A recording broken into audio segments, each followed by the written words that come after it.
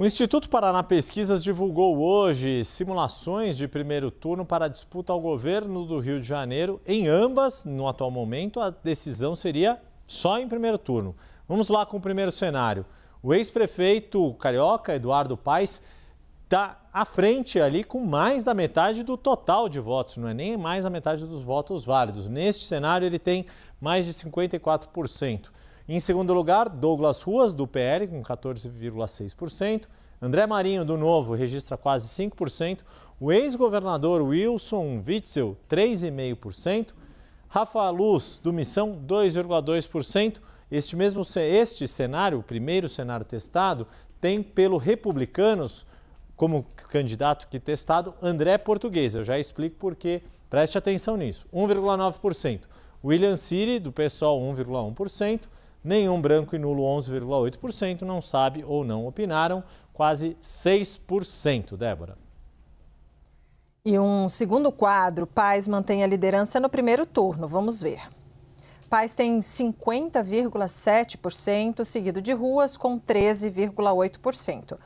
Agora aparece o ex-governador Antony Garotinho com 9,8%. André Marinho soma 4,3% e Wilson Witzel, 3,3%. Na sequência, temos Rafa Luz, com 2% dos votos, e Siri, com 0,9%. Aqueles que votariam em branco, nulo ou em nenhum são 10,7%. Outros 4,6% não sabem ou não opinaram, Yuri. Agora sim, Débora, a gente vai trazer uma simulação de um eventual segundo turno entre os dois primeiros colocados em ambos os cenários, que é Eduardo Paes e Douglas Ruas. Liderança ainda para o ex-prefeito carioca. E aqui a gente tem uma série histórica. E olha só, em abril, pelo mesmo instituto, Paes tinha 58,8% das intenções de voto, foi a 60% e agora tem 62,1%. Douglas Ruas estava com 20,7%, subiu para 24,5% e agora uma oscilação dentro da margem de erro, 23,9%. Os que disseram que não votariam em nenhum dos dois, ou em branco ou nulo, 13,9% em abril, foram a 10,8% em junho e agora julho, 10,3%. Indecisos e não opinaram eram 6,7% em abril e agora são 3,7%, Débora. Yuri, a Paraná Pesquisas ouviu 1.600 eleitores do Rio de Janeiro entre os dias 29 de junho e 1º de julho. A margem de erro é de 2,5 pontos percentuais para mais ou para menos, com nível de confiança de 95%. O levantamento foi realizado com recursos do próprio Instituto e está sob registro do Tribunal Superior Eleitoral. Pedro Venceslau vem para a tela aqui conosco, Pedro. Eduardo Paes pode ser eleito governador em primeiro turno, por enquanto, é o que tem sido indicado aí por este levantamento do Paraná e outras pesquisas feitas no estado do Rio de Janeiro. Qual a avaliação que você traz a este respeito sobre o cenário, que tem ainda uma série de indefinições, a começar, por exemplo, se o Republicanos vai ter o ex-governador Antony Garotinho ou o deputado André Português como candidato? Olha, o relógio corre contra o PL nesse momento, porque a expectativa no começo do ano era que Douglas Ruas assumisse o governo do estado no mandato tampão, ele que foi eleito presidente da Assembleia Legislativa. Mas isso não aconteceu até agora e pode não acontecer até outubro, pode ser que a eleição aconteça unificada, a eleição que vai acontecer fora do prazo, depois da saída de Cláudio Castro e a eleição propriamente dita. Isso porque o Douglas Ruas não é um nome amplamente conhecido do eleitor fluminense como Eduardo Paes. E eles apostavam que a máquina ajudaria a preencher esse espaço. E isso é um fator de muita preocupação para o PL por dois motivos. Primeiro, porque Eduardo Paes é o aliado do presidente Lula.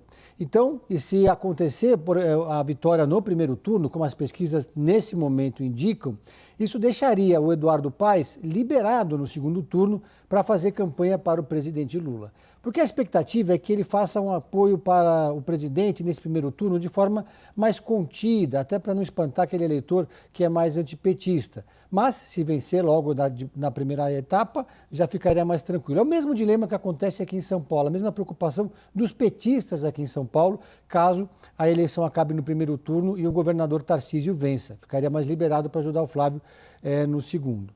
Quando a gente conversa com os integrantes do PL sobre esse cenário no Rio de Janeiro, eles minimizam. Eu conversei com o Sóstenes Cavalcante, que é o líder do PL na Câmara dos Deputados, ele que é do Rio de Janeiro.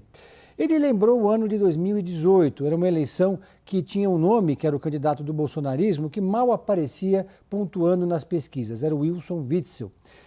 Desconhecido de grande parte do eleitorado, ele acabou vencendo a eleição de virada em 2018, logo no primeiro turno, surfando na onda do bolsonarismo. Então eles acreditam que no Rio de Janeiro, Douglas Ruas também pode surfar na onda de Flávio Bolsonaro.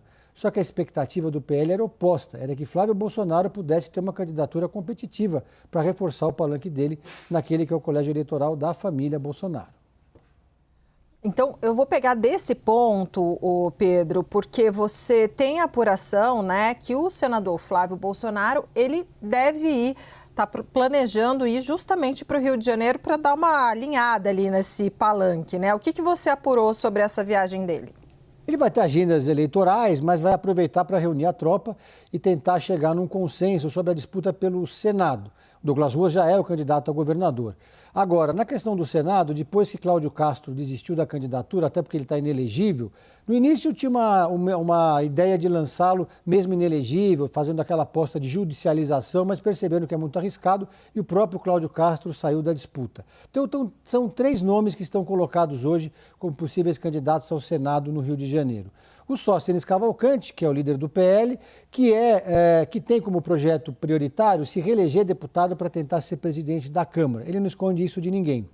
O que conta a favor dele é a presença forte que ele tem entre os eleitores evangélicos, ele que é muito próximo de Silas Malafaia.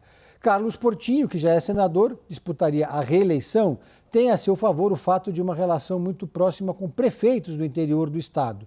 E Carlos Jordi tem a seu favor, que é deputado federal, o fato dele ser mais alinhado com o bolsonarismo. Ele é um nome que tem bastante identidade com aquela ala mais ideológica do bolsonarismo. Eles vão fazer pesquisas internas, vão testar esses nomes entre os eleitores, mas quem vai bater o martelo no final das contas vai ser o Flávio Bolsonaro e o Rogério Marinho. Rogério Marinho, que é o senador do Rio Grande do Norte, além de coordenador da campanha do Flávio, também assumiu esse papel, está cumprindo esse papel de fazer as articulações regionais.